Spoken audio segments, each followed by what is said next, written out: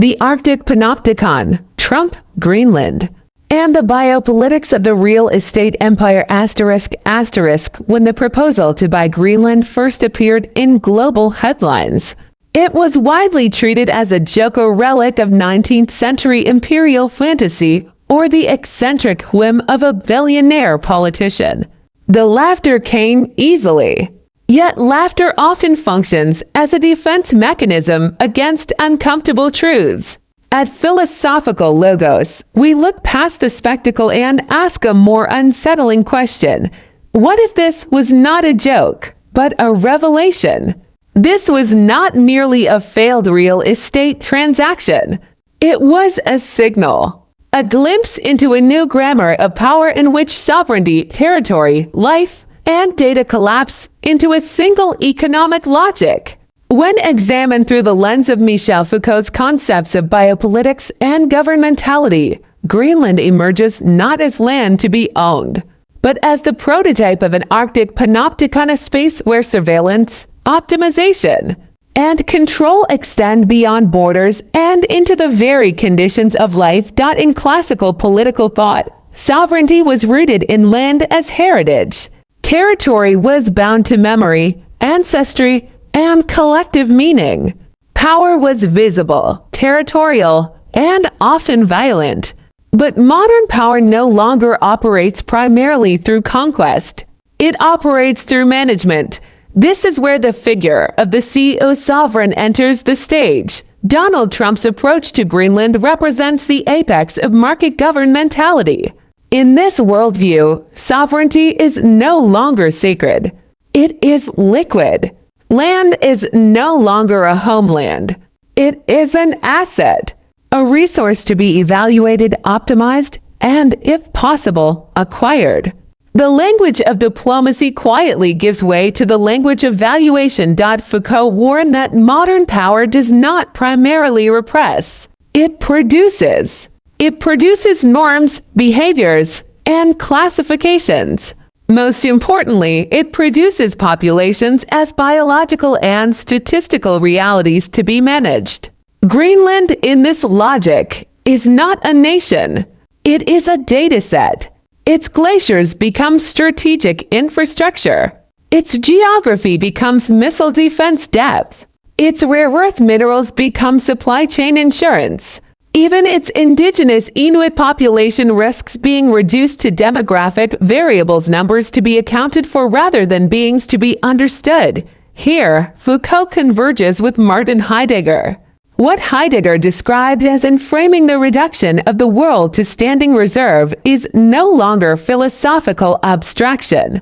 It becomes geopolitical practice. Ice, land, and life itself are stripped of historical being and recoded as usable stock. The CEO sovereign does not ask who belongs to a place. He asks what it yields. This transformation reaches its most chilling form in the idea of the panopticon. For Foucault, the panopticon was not merely a prison design.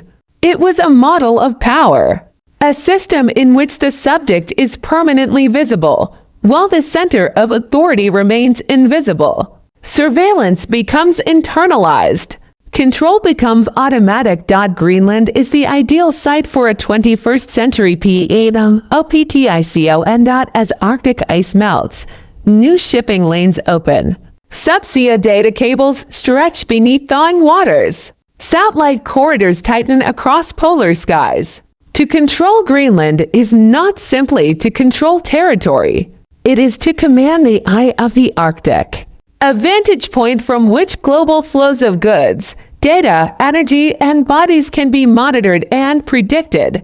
And like the classical panopticon, this structure has no walls, no towers, no guards. Surveillance is planetary, algorithmic, and ambient.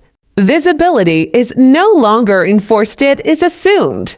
The invisible cage Foucault warned us about is no longer built of stone and steel, but of permafrost, sensors, and fiber optics. In this system, power does not announce itself. It interfaces. This logic reaches its ethical breaking point in what can only be described as the biopolitics of the art of the deal. when a leader views a nation-state as a commodity.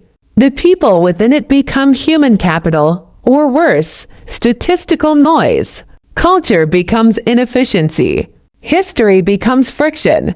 This is the final mutation of biopolitics, a world in which the state of exception is no longer temporary, but permanent, embedded in contracts, licenses, and transactions. If land can be purchased, then life itself becomes inventory. The right to live quietly mutates into a license to operate. Modern hegemony no longer seeks merely to govern territory. It seeks to own the environment that sustains life itself. This is where artificial intelligence and interface-driven power complete the picture. Today, governance increasingly operates through dashboards, predictive models, and algorithmic risk assessments. Territory becomes an interface. The Arctic becomes a logistical layer. Power no longer rules over life directly, it simulates it. The Greenland proposal failed as a transaction, but it succeeded as a revelation. It revealed a future in which wilderness is no longer wild, but regulated. Freedom is no longer denied, but optimized. Nature is no longer lived in, but computed. The gaze of power is turning toward the last frontiers of the planet, not to protect them, but to integrate them into a global architecture of control. So we are left with a question that is no longer abstract. Is the Arctic the last place where freedom can exist beyond surveillance? Or is it the cold prototype of our future digital prison?